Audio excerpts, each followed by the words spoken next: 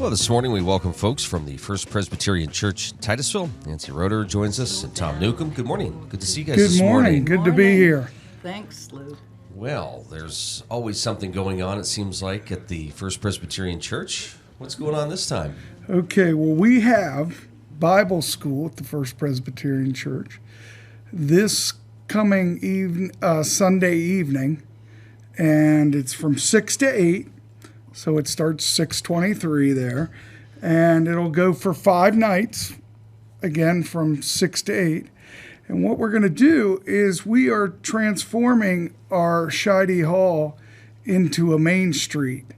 Oh, and cool. So it'll be great. It's Robert Warner is going to be a Chef Pierre, and he plays this character, and he'll be the opening. And if you remember who Robert Warner is, most of your listeners will, going back several years. He was a school teacher and principal and great educator in our community. So he's going to play this great chef, or the Chef Pierre from the Brown Bag Bistro. Huh. And then we have... following him, we have a young fella who plays the Main Street bus driver just in time, and that'll be David Newcomb. You don't know him, do you? No, No. I don't know him at all. He's a 22-year-old elementary ed major. Nice. So this will be right up his alley with the youngsters. And we just are looking forward to Bible school so much. And we've had some great ones in the past, and now we're looking toward the present and future, and just God's really going to use it for some great things. Luke, you know we welcome all kids from the area to come, and kids at heart, and we will have grades kindergarten through 5th grade. And then we have some 6th grade, 7th grade, senior high helpers, and adult helpers from our church. And it's going to be a great week for young people. And so we just encourage, no matter where you go, because we all know Bible schools, young people like to flock to it. And they just like to be a part of something like that. And there'll be games Luke, and are you food. going to introduce me? Oh, yeah, sooner or later. Just and as I was interrupted just for a second, we will be having all kinds of great activities, recreation, but all within this theme of this Main Street. And the anxious one beside me is Just smack them. yeah, no, Heidi Claire will be played by Nancy Roeder. She's the super sleuth. Super sleuth extraordinaire, and I'll just let her take over and tell you a little bit about what Heidi Claire is going to do on Main Street. Thank you, Nuke.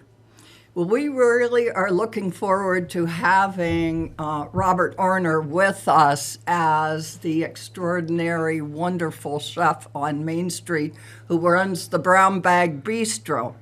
And I will be playing opposite him as Heidi Claire, the super sleuth. And I brought along my magnifying glass. I forgot Robert's picture, and I forgot my notebook that I take all my information down that I find with my magnifying glass, because Main Street is really very different. Let's see. Word has it that Main Street can actually turn people inside out and upside down. Can you believe that, Luke? On this show, yes. Oh, well, I'll tell you what. If you want to see something really interesting, visit our Bible school on Main Street. The kids will be learning parables that are taught by Jesus in everyday situations on our main street. They'll be learning what our Bible says about gratitude and compassion, forgiveness, grace, faithfulness, and they'll find out what Jesus' life and love is like and how it makes a real difference for all of us in all our lives on every main street in every town, USA. And as Tom said, there'll be volunteers and older kids and a whole lot of us. And you can call the church at 827, Tom? 814-827-3665 just to sign up. Mm-hmm. To sign up and let us know. Or you could come in the day of. Right. We have a registration table. There'll be people serving. So it starts Sunday night and it lasts through the week. Right. Till Thursday. Okay. We find that by Friday, people are ready to go on their own main street or to go home. Sure. But at any rate, if your listeners are out there, and let's say they're coming home to Titusville and their kids are with them, well, what better time? Yeah. In fact, people have planned, and I kid you not, their vacations not only around, our great celebrations, but even for Bible school, grandchildren from our congregation. Wow. Yeah, or great-grandchildren last year, Nancy Mowry had her grandson with us. Wow. So we had a good time. And we would love to have 30 or 40 kids or however many show up. And like I said, they'll be in the bistro. You know what a bistro is. We'll be serving some elegant snacks. And guess who's also helping to run the bistro is Kathy Smith, our pastor's wife. Yeah, she's she's really gonna nice. Be helping to run that bistro and with good snacks. Yeah.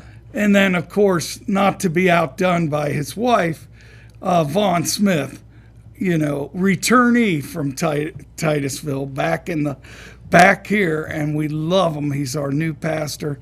He will be in charge of the learning aspects, and he'll be great. And we're just really happy to have him. And we thank you, Luke. Well, we're not done. This is the Morning Drill on Stream Television, Armstrong, and the Allegheny News Talk Sports Network.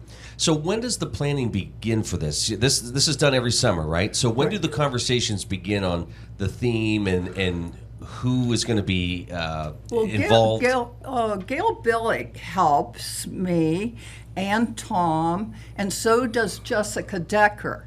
And we went to our resource room and started looking through, and we found this. But guess what?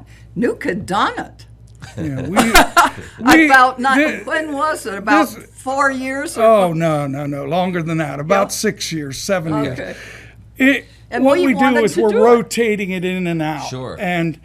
But we have. Is this something though, like at the end of last summer's Vacation Bible School, you start saying, Sure. Okay. We start thinking about it. We set dates. Sometimes we have it closer to different celebrations in the community, so we can have people to return. Sure. But this year it's a little earlier, and that's okay. But you guys have had, just think, in the past month, you've had great hymns of the faith. Yep. Right. You guys took a trip a couple weeks ago to see Jesus at the Sight and Sound Theater. Right. Boy, we had 45 people with us. That's incredible. They filled a bus. Yeah, that looked like that was quite a production. Yeah. You probably got woken up when they came in. And you can't believe the technology they have for the storms and then the ships on the stage, and it looks like a real live storm. It's just amazing what they can do down there with the technology and the sound. So it seems like it's very active. There's a lot of things going on. So, and then right now you're going into the Vacation Bible School. And Tom, you said the ages for this? Oh, the ages for this are kindergarten, 4 or 5, up to fifth grade actually in the Bible school, and then sixth graders can be helpers and on up. And we also have people that have clearances and all that good safety things that we need these days. And so we there's have adults some parents and that help too. yeah, that's So what I neat. mean. Yeah. There's adults, there's parents that help as well. And you know, mentioned- we'll have recreation outside if it doesn't rain. We'll have it inside if it does. We've got That's good. That's planned. We've got that ancient gym downstairs that there's probably not a young adult or an adult that hasn't played there at one time in my 35 years of youth ministry. So you mentioned Robert Orner taking part in this. He has been a guest speaker before at services. Yes. He has traveled around to multiple churches. In fact, this past spring for Monday, Thursday, he performed Simon at our friends down at the street at the Methodist Church. Right. And here you talk about a guy who's a very gifted speaker he and performer. does marvelous Christian monologues. Right. I mean, that's his costume there that he's. Yeah. Yeah, right. He was Judas, or not? Is that at the Methodist Simon, Church? yeah, That's he's Simon. Yeah. Oh, he's amazing. Yeah. And you should see him as Chef Pierre in his Oh, hat yeah, and he his looks white great. jacket. Yeah, he looks great. So he'll bring a pizzazz, a little theatrical to it, and it's great. So what excites you about the week that's coming up? Well, most important to me is that we attract some young people from the community. So we've gone to areas in our town and have kind of recruited, in a sense, invited young people. The public housing, the playgrounds, our own church kids, and word of mouth is very important. And when you have Bible school, let's face it, mom and dad are, it's the middle of the summer, or maybe perhaps the beginning or whatever, and they're looking for things for their young people to do, and we just want to attract things for good, wholesome activities for our young people to go to, and we are the big church on the corner of Walnut and Franklin that's been around for a long time, and my motto has always been to invite, and so young people, just come on out. Parents, bring your kids. Maybe then parents can have a couple of hours off, and we will take good care of your children, and they'll have lots of fun. Nancy, a lot of work goes into preparing for a week like this. Oh yes, it certainly does. But Tom and I were up in our resource room because we had a lot of the buildings and the bus and some of the props. So, and David Newcomb is really good with art, so he's fixing our sign. Nice. Because we have compassion, forgiveness, gratitude that Heidi Claire has got. She's looking for this, and she's finding that it gets turned upside down. But some people come with no gratitude. The bus driver's complaining because he has to work overtime and he doesn't get paid. He runs the same route, but he doesn't get paid as much as the other one. And so what Heidi Claire finds is that complaining on Main Street, with all the clues she finds and talking with Chef Pierre and the bus driver just in time, she finds she can turn that complaining into gratitude. That bus driver says, you know what? I wouldn't want to do anything else, even if I didn't get paid for this job.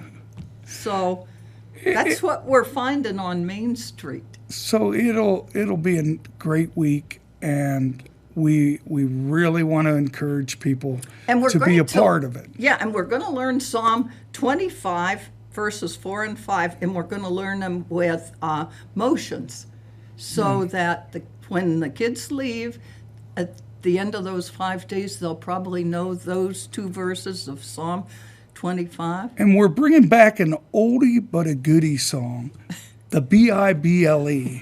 That's the book for me.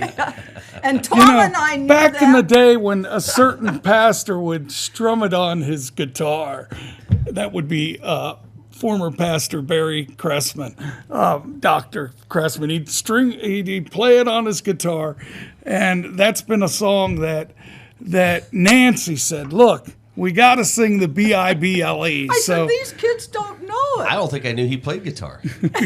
Oh, yeah.